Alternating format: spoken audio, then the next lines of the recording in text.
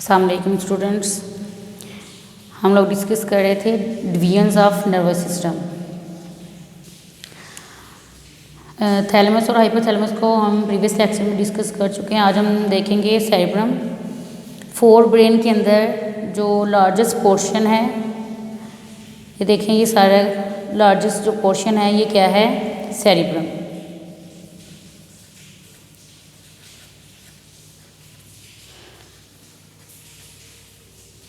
Largest portion, सबसे जो ज़्यादा हिस्सा है वो किस पर मुश्तमिल होता है? सेरेब्रम पर।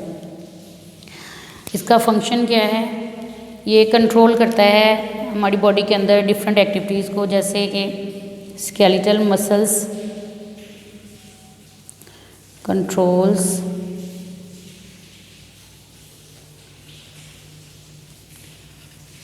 स्केलेटल मसल्स, थिंकिंग,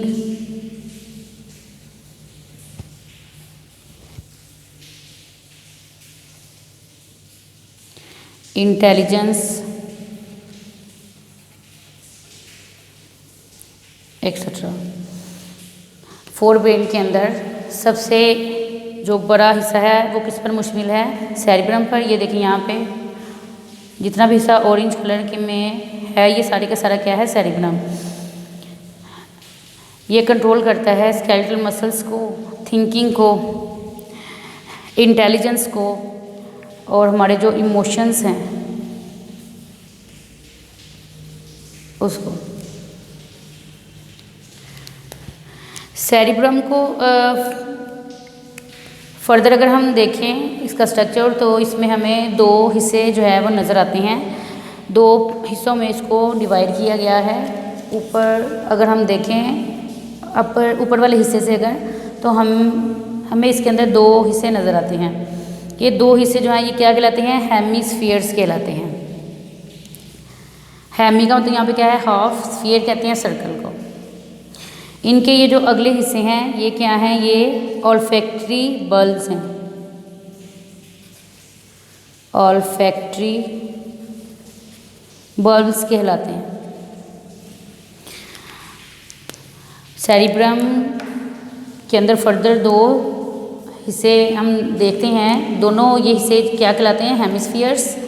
हेमी का मतलब क्या है? हाफ। स्फीयर यानी सर्कल, सर्कल से बने हो लेकिन हाफ होंगे। इनके अगले हिस्से जो हैं ये क्या हैं? ऑल्फैक्टरी बल्ब्स कहलाते हैं। ऑल्फैक्टरी बल्ब का काम क्या होता है कि ये नर्व इम्पल्स को रिसीव करती है।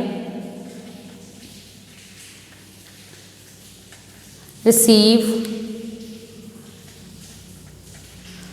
Nerve impulses. इसने नर्व इम्पल्सिस को ऑल्फैक्टरी नर्व से रिसीव करना है। ऑल्फैक्टरी नर्व्स काम क्या है इनके अगले हिस्सों का? ये जो ऑल्फैक्टरी बल्ब्स हैं ये ऑल्फैक्टरी नर्व से ऑल्फैक्टरी इम्पल्सिस को रिसीव करेंगी, जो कि हमें किसकी सेंसेशन देंगे? Sensation of smell. स्मेल की सेंसेशन के लिए हमारे ब्रेन के अंदर कौन से पार्ट्स हैं? Olfactory bulbs. इसके ऊपर जो तय होती है उसे बोला जाता है सेरेब्रल कॉर्टेक्स। हेमिस्फीयर जो है इसके ऊपर अपर लेयर, जो ऊपर वाली जो तय होगी वो क्या होगी? सेरेब्रल कॉर्टेक्स होगी। सेरेब्रल कॉर्टेक्स के अंदर ग्रे मैटर मौजूद होता है। Consist of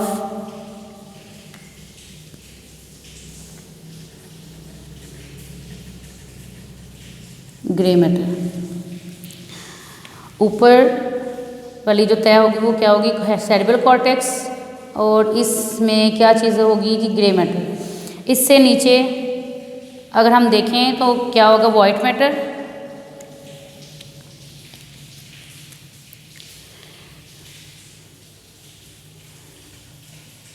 beneath cerebral cortex, cortex के नीचे।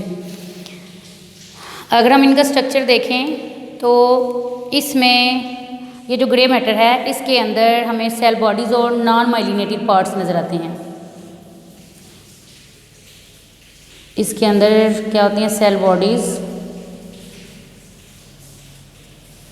और नॉन माइलिनेटेड एक्सोन्स। दोबारा से देखिए, यहाँ पे ये जो ऊपर जो तय है सेरेब्रल हेमिस्फीयर में, ये क्या है, सेरेब्रल कॉर्टेक्स। इसमें ग्रे मैटर होता है और इसमें हमें क्या नज़र आती हैं, सेल बॉडीज़ और नॉन माइलिनेटेड एक्सोन्स। उसके बाद नीचे की तरफ, इसके नीचे अगर हम देखें तो वाइट मैटर मौजूद होता है। वाइट मैटर जो है इसके अंदर माइलिनेटेड एक्सोन जो है मौजूद होते हैं। इस हिस्से के अंदर वाइट मैटर में हमें माइलिनेटेड एक्सोन्स नज़र आएंगे। इंटरनल स्ट्रक्चर में अगर हम देखें तो वाइट मैटर उसके अंदर माइलिनेटेड एक्सोन मौजूद होते हैं। उसके बाद सेरेब्रल जो कॉर्टेक्स है, सिंपल यहाँ पे देखें डायग्राम में, ये देखें सेरेब्रल कॉर्टेक्स ये फोल्ड हुआ है यहाँ पे, ये देखें। इसी फोल्डिंग की वजह से जो है ये ब्रेन के अंदर मुकम्मल तौर पर फिट हो जाता है ताकि डिफरेंट फंक्शन जो है वो परफॉर्म कर सके।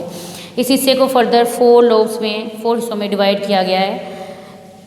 4 हमें इसके अंदर लोब्स नज़र आएंगी। पहली जो सामने की तरफ लोब होगी वो क्या होगी, फ्रंटल।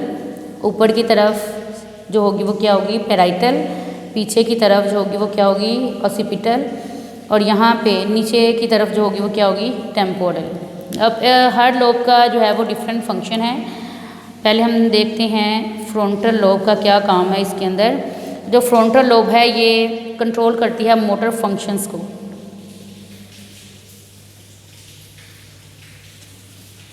कंट्रोल्स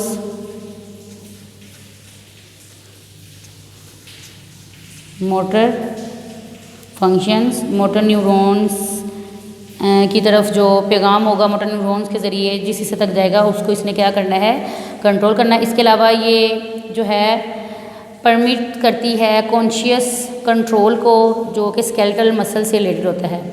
स्केलेटल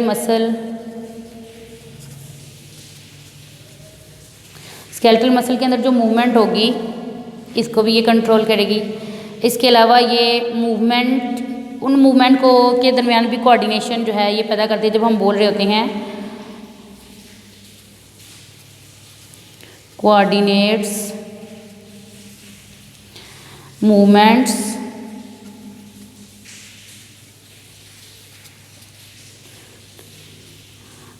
ये मूवमेंट किस में होगी, स्पीच में। जब हम बोल रहे होते हैं उसके अंदर हम देखा फेस में कुछ मूवमेंट्स होती हैं, उसके अंदर भी इसकी क्या होती है, कोऑर्डिनेशन होती है। नेक्स्ट आ जाती है पैराइटल लोब। ये सेंसरी एरियाज होते हैं जो स्किन से इम्पल्सिस को रिसीव करते हैं। सेंसरी एरियाज, इनका काम क्या होगा, रिसीव इम्पल्सिस